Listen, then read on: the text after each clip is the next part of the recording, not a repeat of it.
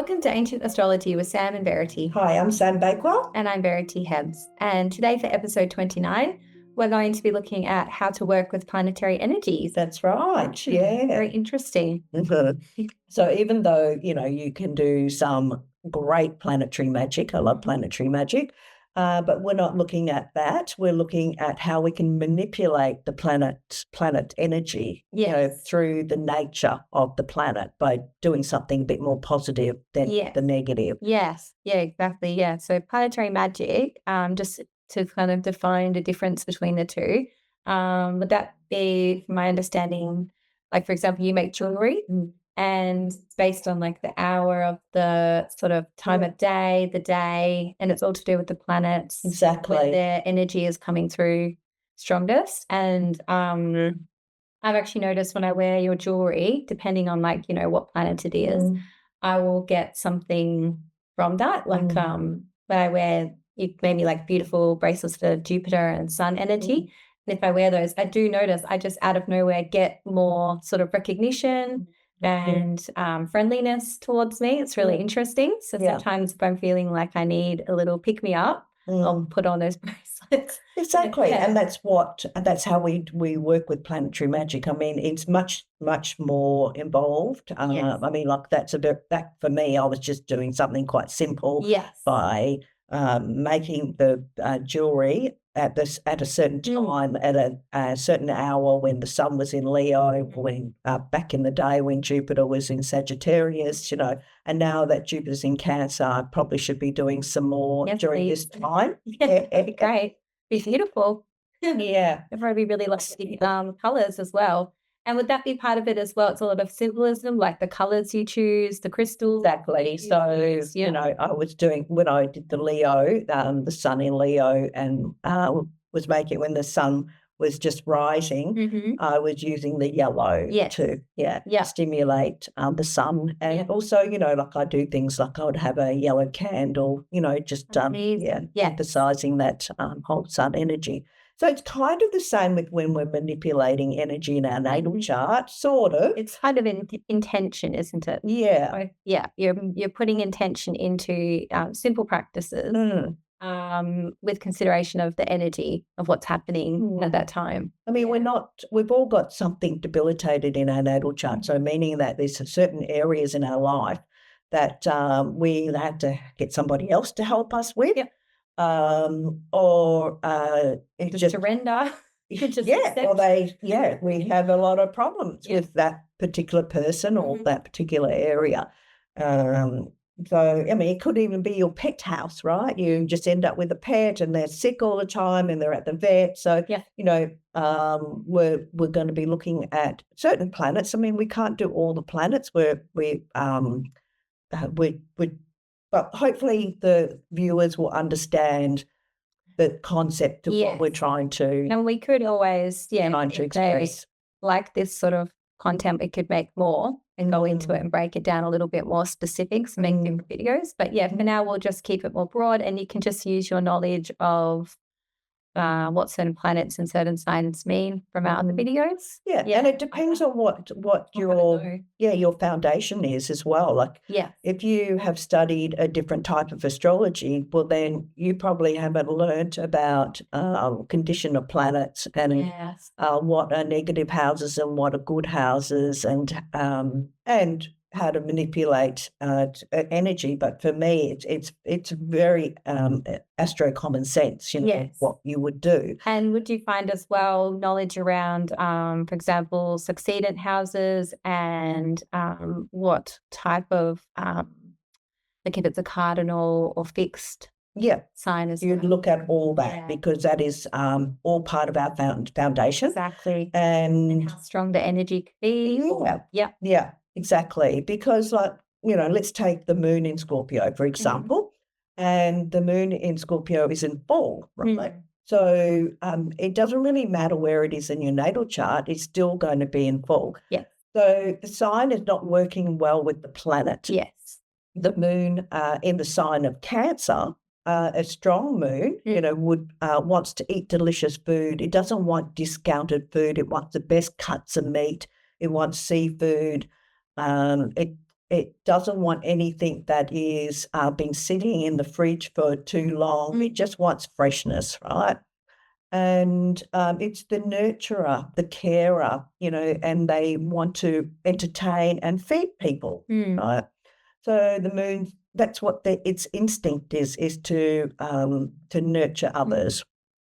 It wants a clean environment, and their home is really important to them. So how does the moon in Scorpio work? Yeah. So it's interesting, right, you've got a fixed sign. Yes. So yeah, it's interesting, isn't it? Because the moon in Cancer, it's like all of those things you just mentioned actually help a person's body and their sort of their inner self as well, their inner health, mental health, and everything be healthy and happy. Yeah, you need to have a clean environment to be at high health, and your body to be healthy. You need good food. You don't want to get food poisoning. You got to have good hygiene. That's right. Yeah. Exactly. So then, and it's not like these people are going to be messy and untidy and eat junk food all the time. That will happen for them for different stages of their lives and different days. So, they might not be able to get to their house and have a clean house until they finish work, and they've only got the Saturday or Sunday, and they've got kids running around all week, and they really can't get to it. Phases of your life, exactly, where that's not possible, and you got to give somewhere. You can't have everything all of the time. And more importantly, if it was your the Lord of your ascendant, so you're a Cancer rising, then that would be more a focus, for you. And okay, so we did Ben Affleck's chart, and just that comes to mind. I won't put him up on screen because I'm not prepared to do that. In Scorpio, and he was Cancer rising, so it would definitely impact him, and it was in his 5th house. And you can see that if the moon wants to nurture and wants to look after their children, there's some problem with that. So that they it doesn't mean that all moon in Scorpios are going to split their relationship. But that's how it worked for him. It's the moon in Scorpios in his 5th house. So you would expect that he'd be prone to a party, in a silly way. So maybe overdoing something. I mean, it's very hard when you're an actor because there's probably people always witnessing your life, so trying to keep that a secret would probably be a difficult thing anyway. But so how we would manipulate that energy for him, what we would advise him to do would be to cook. Yes, exactly. Yes. Preparing food, especially I would think, meats and things like that are very sort of Mars sort of food. Exactly. Part of the Scorpio. I mean, men like that kind of thing anyway, the smoking and Webbers and so get into that. However it works, pickling, just throw yourself into whenever they go through a moon month.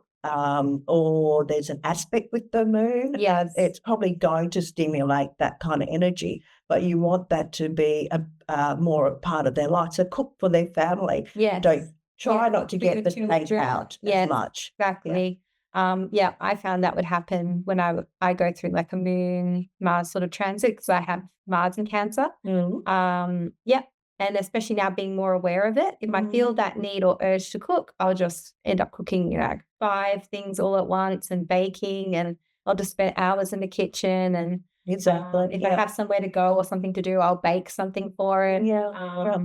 And even if I find it like, there's a lot going on, I really do actually really enjoy it when I'm doing it. And I'm grateful that I'm doing that. And then something might happen like, maybe I'll, nick my finger. I'll burn myself a lot because I'm in the kitchen doing that. That's fun. And I think, that's that energy transpiring in that way. That's better than it being something else. Like, I'm out and about and someone's aggressive to me, or you know what I mean? Things like that. More accidents like falling. So it's nice to actually play out that way, even though it's annoying. Or if I'm chewing food, I might end up biting the inside of my cheeks because it's like, eating. That's Mars Cancer kind of thing. And then I'll keep biting it and it'll just be so annoying, or I'll get an ulcer. But, all very Mars Cancer. Exactly, yes. And I found as well, looking at other sort of things, so we looked at meat and food. with the moon being about nutrition and things like that, and Mars being warmth, I found herbal teas helped as well. So I would look at what herbs are sort of ruled by Mars, and I found nettles and nettles is like a warming sort of drying herb. So I would drink that every day, and you don't know what would have happened if you didn't do something, but looking at other transits I've had in the past where for astrologers, Yeah. we want You want best to- life. So Exactly. we've learned how to Yes. manipulate energy, Like the there's energy, been planetary times, energy. yeah, when I was in a Mars Cancer time frame, I broke my wrist running. Mm. So I'd rather drink nettle teas every day and hopefully not Exactly. break a bone. Exactly. You know what I mean? Yeah, that's it. Just being aware really helps anyway to start off with. And Mars isn't your malefic of sect, so but it's still Mars in Cancer. Yeah. So it's still it's still very problematic, and it's angular. Yes. So it's strong. It can produce, especially when you go into those time frames. And do you find if it's not your malefic of sect, you actually can have a little bit more control with the energies, because maybe it is a little easier to get a handle on the Mars for me, because it's not my malefic of sect. Whereas when I'm in a Saturn time frame, I might be a little bit, it's a little bit more out of my control. So I can try, but more things will still just happen. It would be like I find that with your malefic of sect, it's much more problematic, even when you do have a good Saturn or good malefic of sect. But the other malefic planet will still cause some problem. Definitely. But yes, it's you can handle that problem. Yeah, you might have nothing you can't handle. Yes. I mean, we haven't looked at everyone's chart. No. But if your malefic is set with Saturn and you had Mars in Cancer, let's say in the 12th house in opposition of its joy, well, that would be pretty even Stevens, I'd say. And that would be a very difficult kind of setup. That makes sense. Yeah, you've always got to look at your specific chart. But yeah, it's an interesting sort of. I'm going to share my screen. Yeah. A chart. Hopefully, I've got it there. Yeah, I do. Okay, so this native here is a Libra rising, and she has Venus and Saturn in the 6th house. So she's an aversion person. She's also got a weak Venus and Saturn, and it's in the house of pets, subordinate workers, slavery, and she has Mars, her malefic of sect, conjunct to Sun in Aries in the 7th house angular.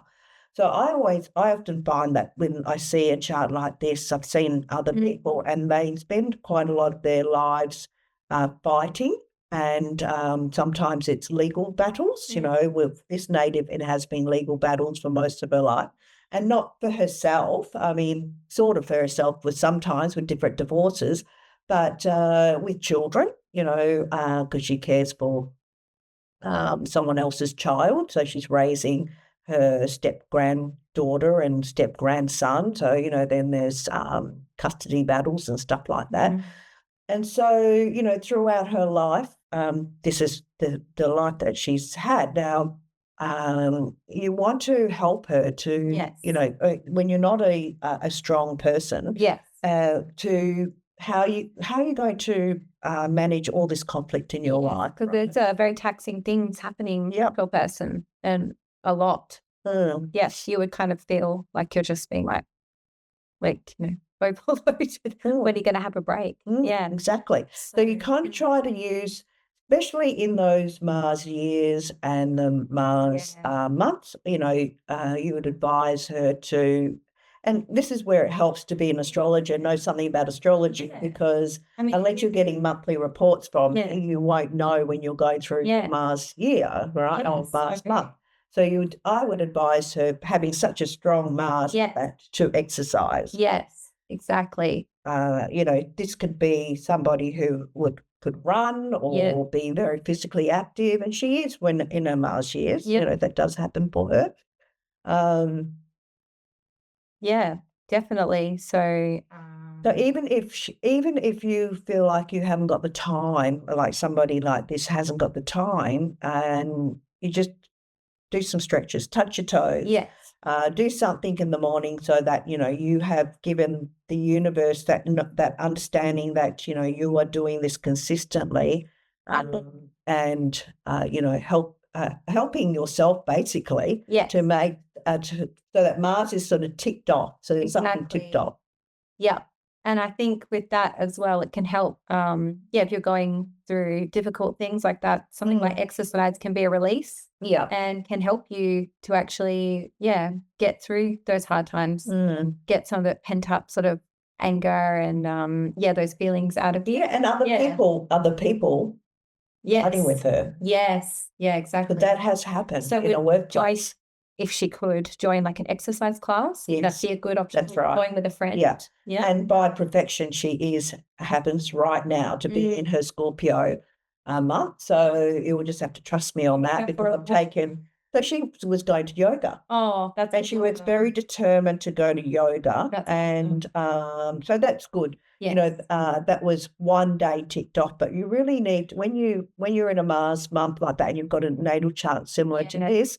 Well, then you really need to be doing something every day, whether it's just walking around your property, going for a walk around your property. Yeah, and you don't know that really, like if you don't know this kind of astrology, so that's why it can be so helpful. Yeah, and it can be great to have friends like you who can tell her, this is a time you really need to exercise. Yeah. Because I feel like otherwise other competing Mars things can come up and then take over, and then all of a sudden you don't have that time to exercise. Yeah, annoyance, with the 7th house, the people in the 7th house. That can drain you. Yeah. Or take up your time. Oh, now I've got to go sort this out. Or, friends could be having a fight or pull you into it. And, so. Yeah, I mean. And with the sun as well, be helpful to sort of focusing on, because that's conjunct the Mars. Is there something Sun in Aries as well? I mean, look, that's somebody else. I mean, to have a little bit of more control over it. I mean, she's not the type to be doing some public appearance or anything like that, or getting praised for something. I mean, you could tell her to praise others. But she really isn't that type to praise others. Yeah, which makes sense. She's too busy caring and working around the clock for children. It's almost as if the Mars kind of affects that sun and kind of takes that away from it, as well as the fact that her ruler kind of is in the 6th house. So anyway, that would be the way I would mitigate that Mars. Yeah, that's a great idea. Okay, so even with her Mercury is in detriment and fall, and it's in the 6th house, and so it conjuncts her exalted Lord, which is her, and so she does have car issues from time to time, but I can relate. Yeah, exactly.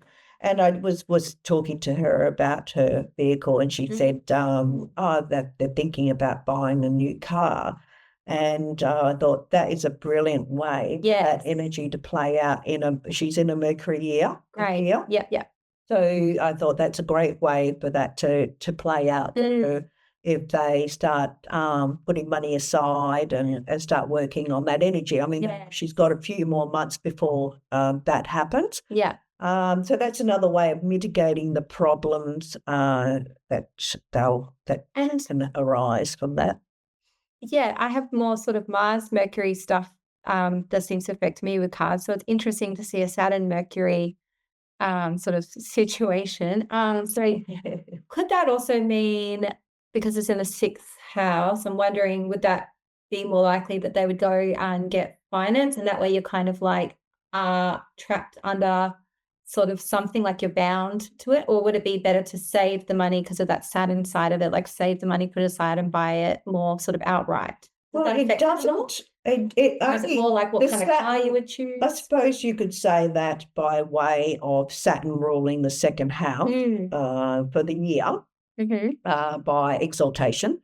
So you could say that, that there is a loss of money, but I'd want to see like an 8th house, 7. Yes, 8th house was sort of debt. 8, for the debt. Money. So there probably will be debt anyway, just knowing the topic. Right. Or maybe definitely Saturn. So I'd have maybe Venus being in Taurus in the 8th.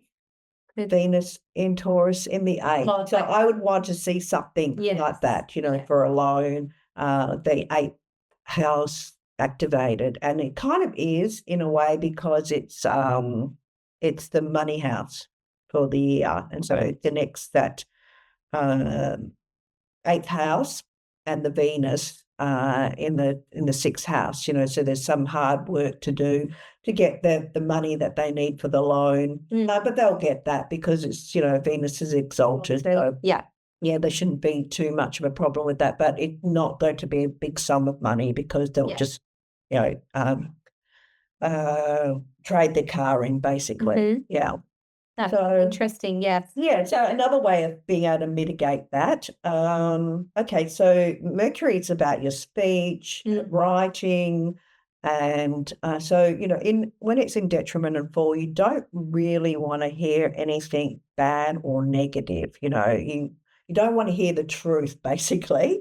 You want to hear things are going to be good and that everything's going to work out fine for you.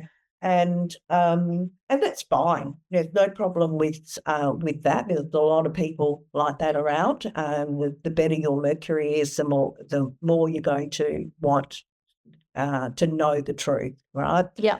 So that's fine. We wouldn't even worry about trying to mitigate that. But we could say, write, do some writing. Yeah, journal, something. Yep, feelings or yeah, sometimes writing things out, breaking things down into smaller steps and feeling overwhelmed. Yeah, that can help. Yeah. So that would be a way we could mitigate any malice for Mercury because it rules the serious health area and it's in another health area. So this health area affects her partner, her husband, because he's the 7th house, and that's just the 12th from the 7th. Yeah. Right. Yeah. So it's his 12th. Yeah. Yeah. So I would say massage. Go get some massages, especially when you're in your Mercury. Being proactive about your health and things like massage. Then it's doing, the release. It's something sort of.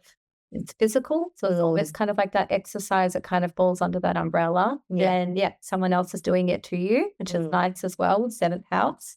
That's a great idea. So Saturn rules the 5th house, and she went into that 1st house, and they were going away on a trip, and overseas trip, and she didn't have the right visas for her partner, and because he's a British citizen, so they had to cancel the whole trip. Oh no. And change everything until he got his visa had come through. And so it came through in her Venus month. That's probably the energy that would have made that work for her. But that's what was going on through her first. And it's like that Mercury in fall kind of thing. And a Mercury, even though you've got Venus, they've also got Saturn, and then Mercury's on great condition. Yeah. So it can be a mixture of things, can't it? So if she had consulted an astrologer, she probably could have said, this is what could happen. These are the things that can happen. Your car, your and any paperwork, passport, visas, all those sort of things. Sort of the government side with that as well. With exactly. Delays. And we could say, we would actually be able to say, watch everything, all your documentation, your names, make sure that they're all correct. If you're transferring money from one place to another, when you're exchanging money, details. Because for me, that would not be a good time to go away. So, the energy, like we were talking about before, the hose. Yes. you're not holding the hose of life. You're just Exactly. letting it go because you don't know how to work with the energy. Yes. Yeah, when you explained that to me, it made so much sense. Yeah. Yeah. You can, try and do something to be in control. Another thing that was helpful for me when you were talking about that was because I do have Saturn in rulership, but it's my malefic of sex. So a lot of time I'm late for things and I hate it. And then you explain that to me. A lot of the time I really, really try now. I try to figure out a way to not be late, like really be honest with myself about how long it takes to do things. It sounds so simple, but some reason it wasn't natural to me. Yeah. And I would always assume I had more time than I did to get things done, to leave the house, and to be like, how long? That's very cardinal Aries rising. Got the Mercury retrograde in a cardinal sign. Yeah. So I just assume I can get, 40 things done before I leave the house. And I don't factor in actually how long it takes to get into the car and put all my stuff in and all that. So, and then I'm not saying I 100% am on time now, but I've improved. It's a goal of mine. And I think then if I do that, it does help with other things because I'm showing, like you said, just kind of like showing the universe, oh, she is responsible. Yeah. She is, those Saturn kind of things where you are in control of it rather than, oh, she's irresponsible. And then you get the outcome of that, which is more of that kind of thing start rolling on. Yeah. It's like somebody. Exactly. It's like somebody who has the moon and Saturn opposition, right? Even moon Saturn in your natal chart, like moon in Aquarius, moon in Capricorn. Yeah. And if they were in a particularly negative area, but let's say we have a moon Saturn opposition. So, the universe or your chart is dictating that food is a problem, right? That you'll have allergies and that you can be prone to, if your Saturn isn't in great shape, you're prone to being overweight, overeating, to do with restriction, isn't it? With the Saturn. Restriction and going on low calorie diets, and so if you don't take control and go on your low calorie diet yourself when you're in those moon or Saturn time frames, or listen to your body, like if you're not supposed to eat something, avoid it. Then the energy is going to do it to you, and they're going to force you, whether you've got it's teeth problems so you can't eat, whether it's ulcers, in your mouth, or however it works, the energy will just do it for you if you don't try to mitigate that problem. Yes, it will be the time sort of when the consequence occurs. And I have Mars in Cancer, so I've found that with food as well. I'm just getting more and more inflamed, and I just had to accept it and make the right choices. It took me a long time because I'm so attached to things like bread, and I have been for so long. I've just had to finally just decide, no, if that was my child or someone who I cared about who had that same reaction to food, I would just say no. Switch it up straight away. I'd say no, exactly. It's not good for you. You can't eat it anymore. Because it was me, I wasn't caring for myself like that, which I think is that Cancer side as well, like care for yourself, take care of yourself, and I wasn't. So it's hard because you have to tell yourself no and kind of mother yourself sometimes. Or with Saturn it would be you have to have discipline. You have to have self-discipline sometimes. Yeah, exactly. You want to like when you've got problematic planets, that are in detriment, like an internal battle, or it's not natural to you to be exactly. Or you've got an opposition yourself. With one of the malefics, you really got to take note. I've had to do the same thing for my chart. Anyway, we might finish up there. We can keep talking about this for a long time. It is an interesting topic. Like everything. Like everything with astrology. Exactly. This is why we do this podcast, isn't it? We love talking about it. There's so much to discuss. We just fall into these conversations all the time. And we go, we should record that. But hopefully it's helpful to people listening, and you've enjoyed it.